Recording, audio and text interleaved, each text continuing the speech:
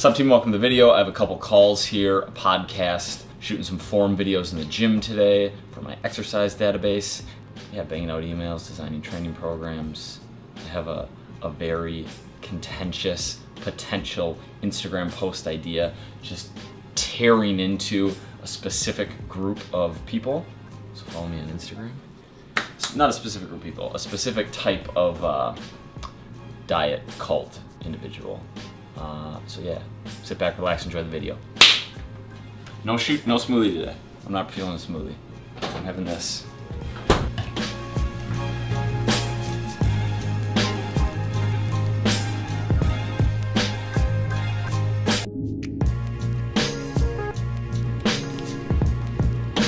My main man, how are you?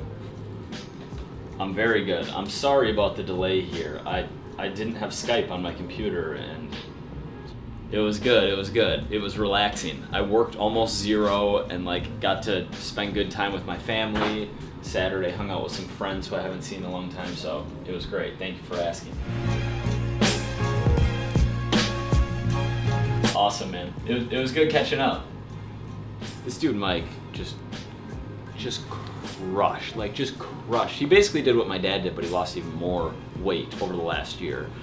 Was a client of mine. Recently he coaches baseball in the summer, so grinding all summer, working full-time, coaching, let fitness slip, but stayed in the same weight range and body comp range basically.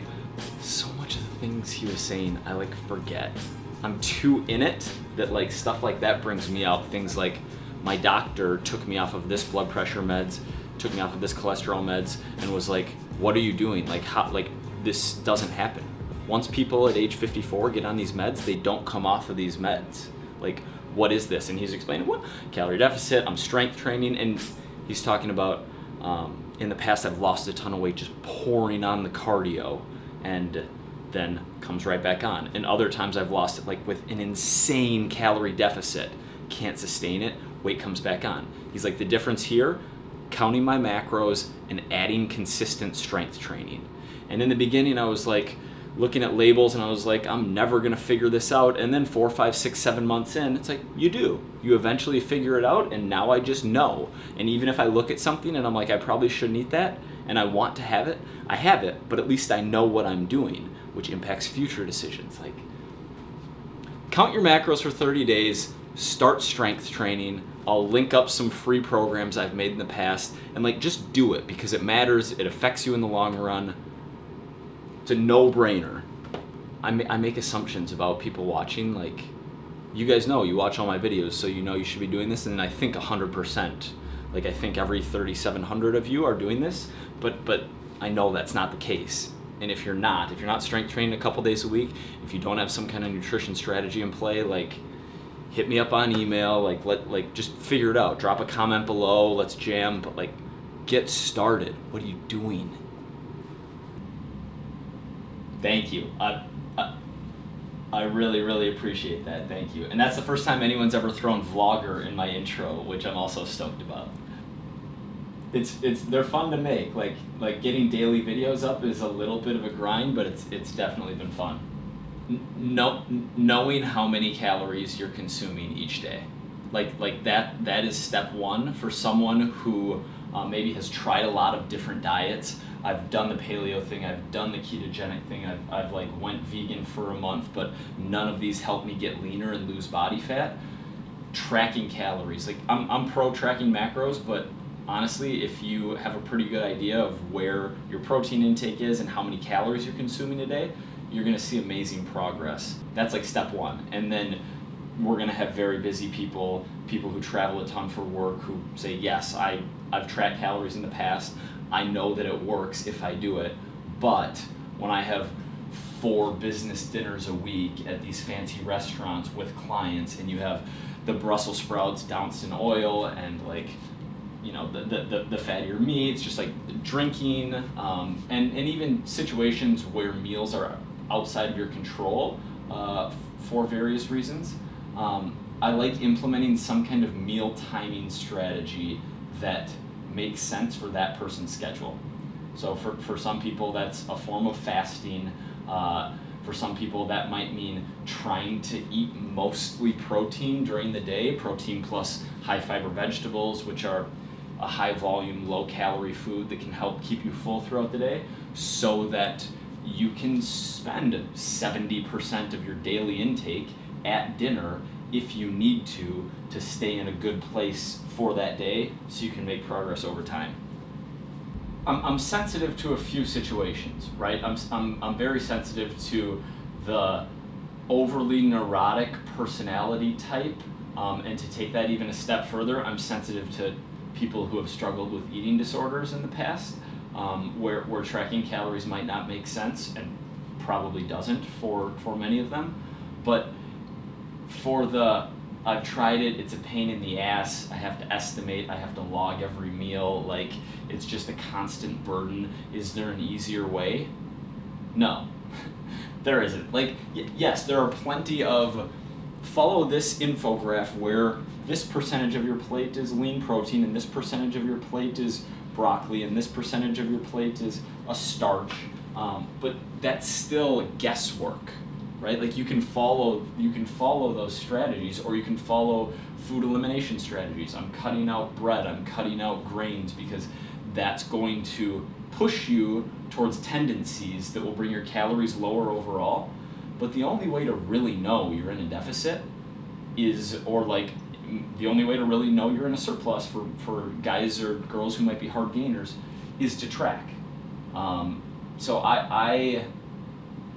there are a lot of people who have helpful, good things to say and strategies about making progress without tracking, but it's the one way to almost guarantee you are making progress.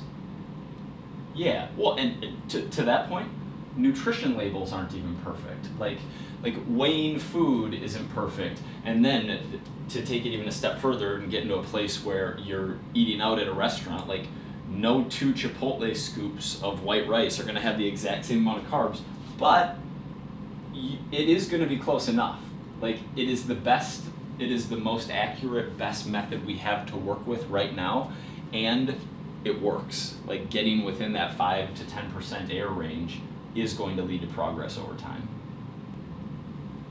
I love you letting me plug here, even though I'm gonna go the complete opposite direction with it. So it is it's a men's and women's 12-week fat loss training program, and it's a digital product. I made it because so many people wanted training programming but couldn't afford my coaching, or, you know, for a decent percentage of the year I have a wait list, so like there just wasn't an opportunity for them to get programming from me, and that's why I made it. Like, at the end of the day, I'm taking everything I've learned and putting it into a 12-week fat loss training program that honestly probably isn't substantially better or worse than the other best training programs you can find online. Like, they vary in some ways, but it's an intermediate training program for someone who has access to at least some equipment, dumbbells, all the way up to a full commercial gym. Yeah. So with that being said, the question was kind of what I learned in the process of making it.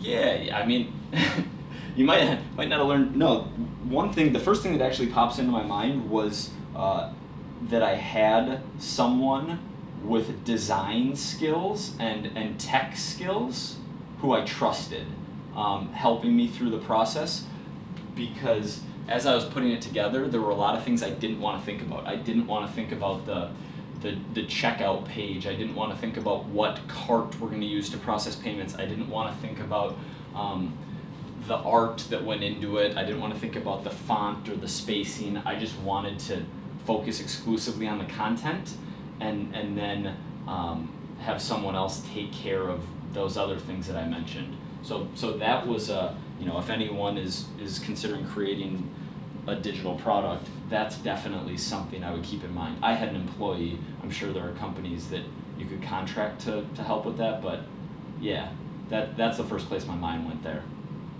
So I bulked I probably stopped bulking in the fall, so last fall. So a year leading up to that, I was trying to be in a calorie surplus every single day for a year. And yeah, recently I've been training in boxing, and I had a fat loss phase leading up to that because I'm planning on an amateur boxing match, and at 5'10" and a half, it just doesn't make any sense to fight at 185, 190 because I get wrecked. So I cut. I'm currently walking around probably around 170, 168, and maintaining, but I'm happy to talk I have several clients who are on lean bulk, so I'm happy to talk about kind of the nutrition and training side of adding muscle. One thing when it comes to building muscle for guys and girls who care about aesthetics is not to worry about what what normal programming is, or what elite power lifters would think about your training program. And the reason my mind goes there is because there's a stigma on the internet about you have to be squatting heavy, you have to be conventionally deadlifting heavy, you have to be overhead pressing heavy, and that is how you get the best physique. Well, no. If you're a woman who wants to grow your butt, overhead pressing heavy as a primary goal or as a strategy is not the best way to achieve that goal. So actually training the body parts and focusing on getting enough volume and increasing volume over time in the body parts that you want to grow is something that comes to mind. I think historically I've trained arms directly, not on a complete bro level, but pretty close to that, to the point where a lot of people would be like, that's kind of silly, but I like having bigger arms, so that I'm aligning my strategy with that goal. On the nutrition side of things, tracking, just not dirty bulking, and I'm not as concerned with food type when I say dirty and kind of the clean versus dirty stigma, but dirty bulking being I'm not going to pay attention to how much I'm eating because I just want to gain as much weight as possible. It's fun for a while, but it's a very inefficient strategy because when you gain weight at too fast a fat to muscle ratio, right? Say you gain 5 pounds and 4.5 of that is body fat, and it's a ½ pound of lean tissue versus at a 1-to-1 ratio. That does a few things. The main one being you're going to have to cut your bulk shorter because most people are only psychologically comfortable with gaining so much body fat before they want to cut again. So focusing on a controlled calorie surplus, not a too large of a calorie surplus, so that you can maximize time spent gaining muscle.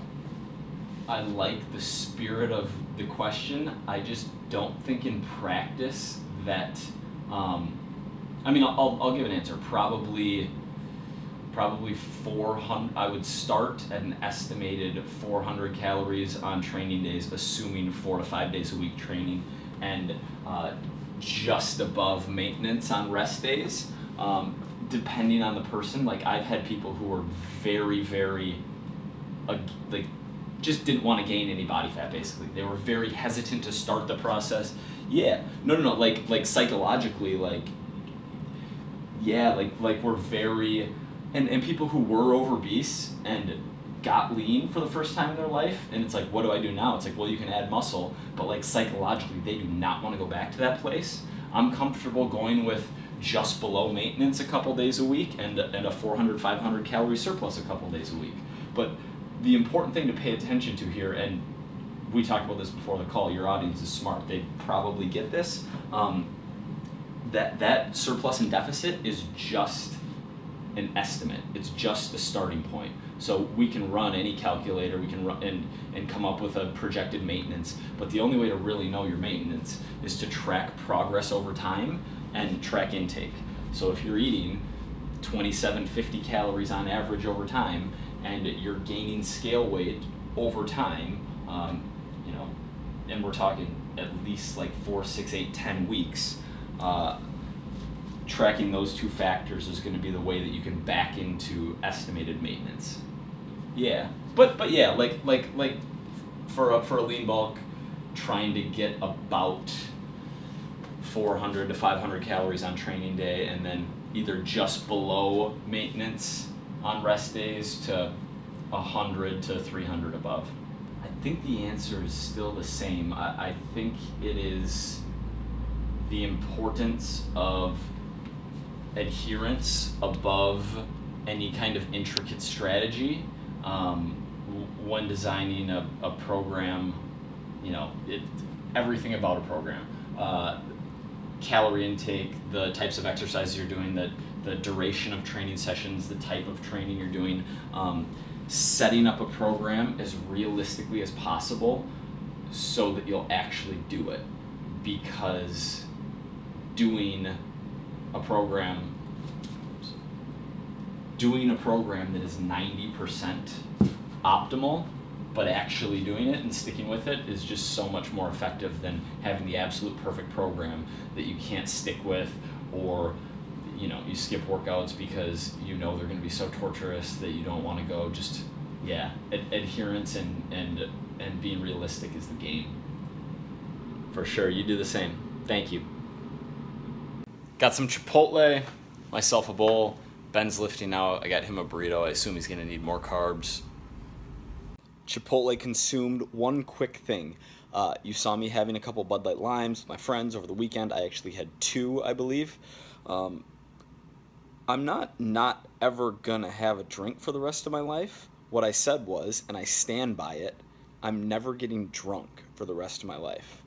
2 nights ago was the last time in my entire life that I'll get drunk. Just to clear the air. I don't want to be known as someone who like says one thing and then goes against his word. That's just like, that's the opposite of integrity. I don't want that. So, yep, never getting drunk again. Alright guys, that's going to wrap the video. Thank you very much for watching. I'm going to smash some email and I'm going to go to sleep early. That's my game plan. See you tomorrow.